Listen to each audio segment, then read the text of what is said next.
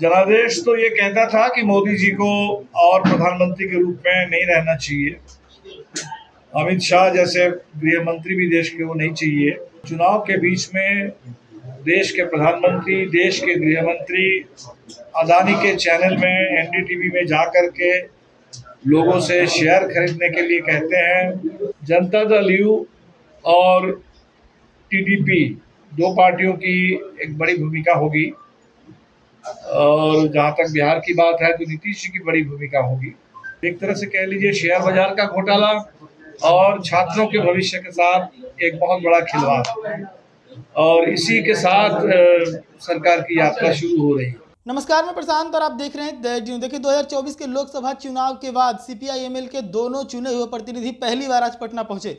पटना पहुंचने के दरमियान उन लोगों ने कहा कि बिहार के जो परिणाम हैं उससे हम लोग संतुष्ट नहीं हैं। उन्होंने कहा कि हमें उम्मीद थी कि 20 सीटों के आसपास इंडी गठबंधन को बिहार में प्राप्त होंगी, लेकिन कुछ कमी रह गई जिसके कारण हम लोग 20 सीट प्राप्त नहीं कर पाए। साथ ही उन सभी ने पूर्व लोकसभा स्पीकर ओम बिरला के बारे में कहा कि ओम बिरला पार्टी के अंदर रहकर जो है वो अपने कार्य को संभाल रहे थे। उम्मीद करते हैं कि अगली सरकार में जो स्पीकर बनेंगे वो पार्टी से ऊपर उठकर काम करेंगे। क्या कुछ कह रहे हैं, सुनिए। तो आप लोगों को जानकारी है कि हम लोग 3 सीट पर लड़े थे लोकसभा, और एक विधानसभा का उपचुनाव भी हमें लड़ना पड़ा था अगियाव से।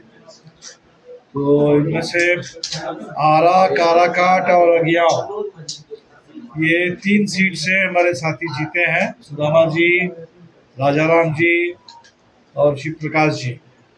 और नालंदा बहुत ज़बरदस्त मुकाबला रहा, और संदीप जी वहाँ दूसरे नंबर पर रहे। कुल मिला के जो बिहार का चुनाव परिणाम है, जितनी उम्मीद थी उस हिसाब से तो बिहार का परिणाम नहीं आया। हम समझते थे कि शायद 2020 के विधानसभा में जो परिणाम आया था उसी के इर्द गिर्द इस बार का परिणाम रहेगा, लेकिन ऐसा हो नहीं पाया। कायदे से हमें 20 सीट जीतना चाहिए था 40 में, लेकिन इंडिया गठबंधन को अगर पूर्णिया की सीट को भी जोड़ ले तो 10 सीट हमें मिली। इस पर तो एक समीक्षा की ज़रूरत है, समीक्षा हम लोग करेंगे। लेकिन 19 की तुलना में बिल्कुल जो लोग ये सोच रहे थे कि 40 देश में 400 पार और बिहार में भी 40, ये जो बातें हो रही थी, तो उसका तो बहुत ज़बरदस्त जवाब देश ने भी दे दिया और बिहार ने भी दे दिया। जो जनादेश अभी आया है इसमें निश्चित तौर पर ये मोदी सरकार के खिलाफ है, बहुत साफ, इसकी दिशा बहुत साफ है। देश के हर कोने से, और खासकर उत्तर प्रदेश जहां मोदी, शाह, योगी सबका गढ़ है, उस उत्तर प्रदेश का जो चुनाव परिणाम है उसने तो बिल्कुल साफ कर दिया कि इस बार का चुनाव मोदी सरकार को सत्ता से बेदखल करने के लिए, संविधान और लोकतंत्र की रक्षा के लिए, और देश की आर्थिक नीतियों में दिशा बदलने के लिए, जन कल्याण की दिशा में आर्थिक नीतियों को संचालित करने के लिए जनता ने वोट किया।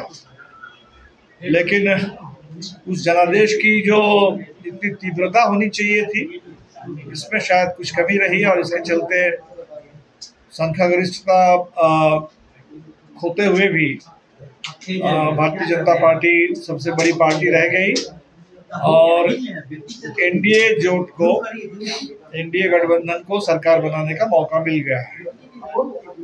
जनादेश तो ये कहता था कि मोदी जी को और प्रधानमंत्री के रूप में नहीं रहना चाहिए। अमित शाह जैसे गृह मंत्री भी देश के वो नहीं चाहिए। जिस तरह से ओम बिरला संसद का संचालन कर रहे थे, बिल्कुल ही पार्टीजन तरीके से, अलोकतांत्रिक ढंग से, तो ऐसा स्पीकर भी नहीं चाहिए। तो अभी कितना बदलाव हो पाएगा, इस जनादेश का कितना सम्मान एनडीए गठबंधन की ओर से होगा, ये तो समय बताएगा। लेकिन हम लोगों ने तय किया इंडिया गठबंधन की ओर से कि हम इस जनादेश की मूल भावनाओं को, इसको आगे बढ़ाते हुए सरकार पर बिल्कुल संसद के अंदर और बाहर जबरदस्त दबाव पैदा करेंगे ताकि जो जनादेश की आकांक्षा है, भावना है, वो पूरा हो सके। इसी दिशा में हम लोग काम करेंगे। जो एक बड़ा घोटाला सामने आया एग्जिट पोल के आड़ में, शेयर बाजार में 30 लाख करोड़, इसको घोटाला ही कहा जाएगा। अगर चुनाव के बीच में देश के प्रधानमंत्री, देश के गृह मंत्री अदानी के चैनल में, एनडीटीवी में जा कर के लोगों से शेयर खरीदने के लिए कहते हैं, और जब 400 पार वाला एग्जिट पोल, लगता है कि एक तरह से प्रायोजित एग्जिट पोल वो आता है और लोग जबरदस्त ढंग से शेयर खरीदने लगते हैं, और फिर 4 तारीख परिणाम निकलने के बाद शेयर बाजार में जबरदस्त गिरावट आती है और देश के करोड़ों छोटे निवेशकों का बहुत बड़ा नुकसान हुआ। कुछ विदेशी कंपनियों को फायदा हुआ और कुल मिलाकर के इसका आकलन है 30 लाख करोड़। तो ये बहुत बड़ी बात है और इसके लिए जैसे कांग्रेस पार्टी ने भी कहा इसकी बिल्कुल एक जांच होनी चाहिए, और हमें तो लगता है कि जांच जॉइंट पार्लियामेंट्री कमेटी के जरिए हो तो ज़्यादा ठीक रहेगा। इसी तरह हमने देखा कि उसी दिन समय से पहले नीट का रिजल्ट आ गया और इस रिजल्ट को भी लेकर के नौजवानों में भारी सवाल है कि किस तरह से ये रिजल्ट आया।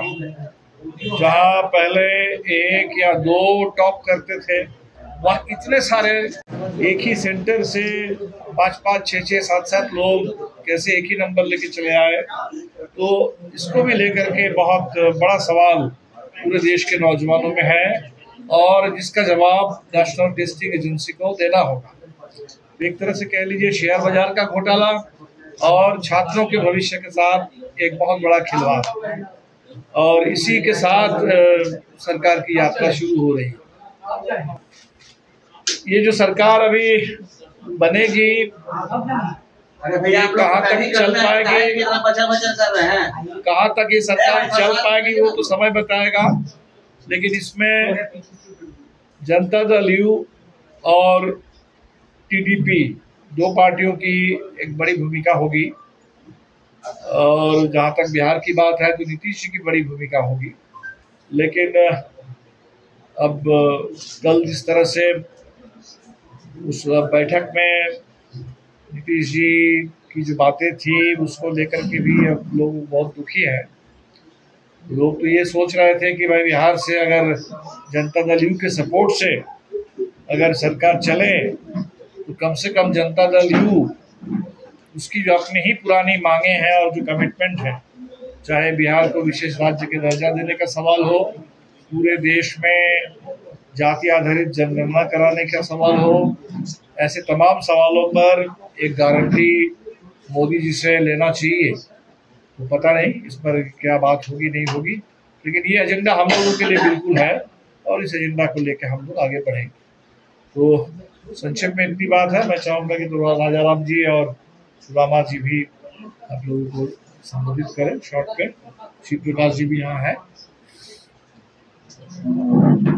एक में हम लोगों को एक बहुत बड़ा पार्टी के लिए नुकसान, हमारे राज्य कमेटी के सदस्य थे विष्णुदेव जी मोतिहारी से, और चुनाव संचालन के जिम्मेदारी लेकर के आए हुए थे भोजपुर में, और 30 तारीख को चुनाव प्रचार के आखिरी दिन, जिस दिन शायद बिहार में कम से कम 62 जाने गई हीट वेव में, उसमें हमारे कॉमरेड विष्णुदेव यादव भी, उनका भी निधन हुआ।